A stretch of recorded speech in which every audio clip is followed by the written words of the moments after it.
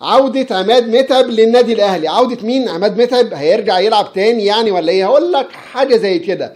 طبعا مؤخرا كولر بيجري تعديلات على الجهاز الفني بتاعه، الراجل زود محللين اداء وزود كمان طبيب نفسي، وبيفكر ان هو يزود مدرب خاص للمهاجمين في النادي الاهلي، ودوت طبعا على غرار الانديه العالميه والمنتخبات. زي طبعا ما شفنا تيري هنري لما كان بيدرب في منتخب بلجيكا المهاجمين بس، فالراجل عايز حد يدرب المهاجمين بس.